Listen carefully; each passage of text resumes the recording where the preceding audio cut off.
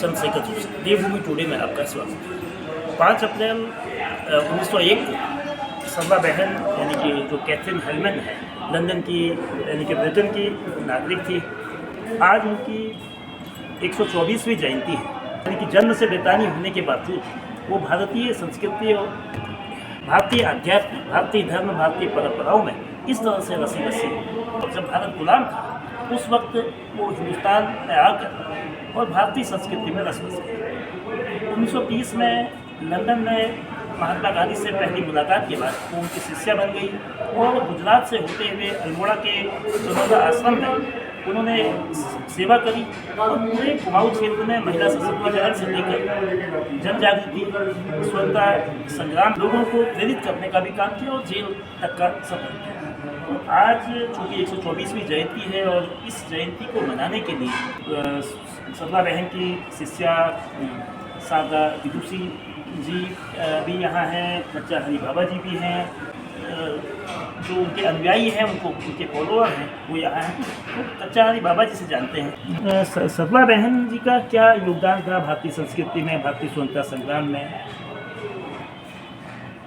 Catherine Mary जो बाद में सरला बहन के नाम से प्रसिद्ध हुई, 1932 में भारत आई और फिर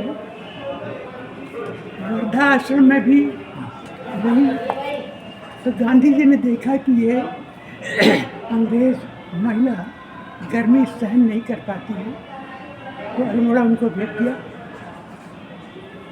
और अल्मोड़ा में जो आश्रम है कौसानी के पास है, जनोदा आश्रम, वहाँ रही और वहाँ रह के उन्होंने खादी के प्रचार प्रसार में भाग लिया और वो खादी ही पहनती थी।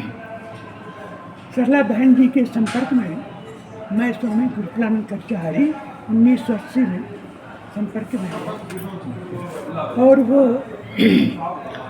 उबला भोजन करती थी, अपने हाथ से खेत में जो भी पैदा होता था उबाल के खाती थी, नमक भी नहीं खाती थी, खद्दर पहनती थी वो। तो 1980 में जब मैं प्राथमिक स्वास्थ्य केंद्र ताड़ी खेत में था अल्मोड़ा जिले में, तो उनको मालूम हुआ कि एक कचहरी डॉक्टर खद्दर पहनते, खद्दर धोती पहनते हैं। तो उन्होंने मेरे को चिट्ठी लिखी कि मैं आपके दर्शन करना चाहती हूँ। तो मैंने उसका उत्तर दिया,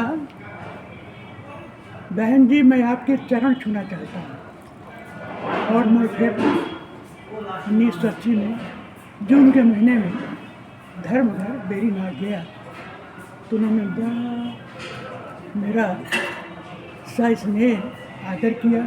सायंकालीन भोजन में कच्चा आहार रखा, तो उन्होंने मुझे अपनी पांडुलिपि दिखाई, संरक्षण या विनाश। तो सरला बहन ने कहा कि डॉक्टर कच्चाहरी जी, इसमें हवन के मंत्र डालने हैं, कौन से डाले जाए? तो मैंने जो मंत्र बताए उन्होंने डाल दिया। सरला बहन ने 9 पुस्तकें लिखी। तो वो भारत में रह के स्वतंत्रता सेनानियों को सहयोग देती थी और वो अंग्रेजी इलाज नहीं लेती थी।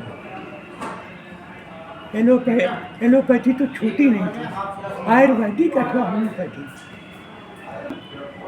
भारत में स्वतंत्रता संग्राम में भाग लेने वाले व्यक्तियों को आधी रात में अनाज पहुंचाती थी, रुपए पहुंचाती थी। तो अंग्रेज सरकार ने आपको राजद्रोही समझकर तभी तो आपको जेल बंद करके ताला लगा दिया था। तो बहुत अच्छी महिला थी। और क्योंकि मैं भी खद्दर पहनता था, धोती कुर्ते में रहा 9 वर्षों तक। और 1984 में मकर संक्रांति को जब संन्यास लिया तो गैरिक वस्त्र में आ गया। और फिर 1986 जुलाई में मैं पिथौरागढ़ आया जिला कुष्ठ अधिकारी के रूप में। तो सन्यासी वस्त्रों में रिटायर हुआ। तो सरला बहन वास्तव में देवी थी। वो जर्मन भाषा जानती थी, उनके पूर्वज कभी जर्मनी के थे। अंग्रेजी तो थी, फ्रेंच भी जानती थी, लेकिन वो हिंदी इतनी बढ़िया लिखने लगी थी और कुमाऊनी भाषा भी सीख गई थी। तो जब कोई उनको अंग्रेजी में पत्र लिखता था तो वो कहती थी कि मैं क्या हिंदी नहीं जानती हूँ। तो हिंदी से बड़ा लगा था और 50 वर्षों से अधिक अर्थात 8 जुलाई 1982 को उन्होंने अंतिम सांस ली। तो उनके अंतिम संस्कार में भी मैं था। उन्होंने कह रखा था कि मेरा अंतिम संस्कार भारतीय ढंग से किया जाए, अर्थात दाह संस्कार किया जाए। तो उनका दाह संस्कार भी किया गया। तो इस प्रकार मैं उनके सानिध्य में लगभग 2.5 साल रहा। तो इस प्रकार उनका योगदान कितना था कि अंग्रेज उनको भारत का खतरनाक व्यक्ति मानती थी, अंग्रेज सरकार मानती थी। आप चूँकि सरला बहन की एक प्रकार से वो हाँ अनुयायी भी थी, उनकी परिजन थी, उनकी बेटी बचपन से। हाँ, तो आप बताइए, कुछ अनुभव बताइए उनके। अपने अनुभव। हाँ, अपने अनुभव बताइए। अपने अनुभव।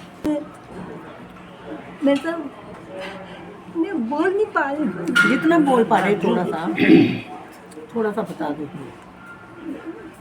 पूरा जो मेरा प्रचार कर रही हूँ अपने बचपन से उन्होंने मेरे को गोद लिया, मेरे को गोद लिया, उसी से ही मेरे संस्कार बने।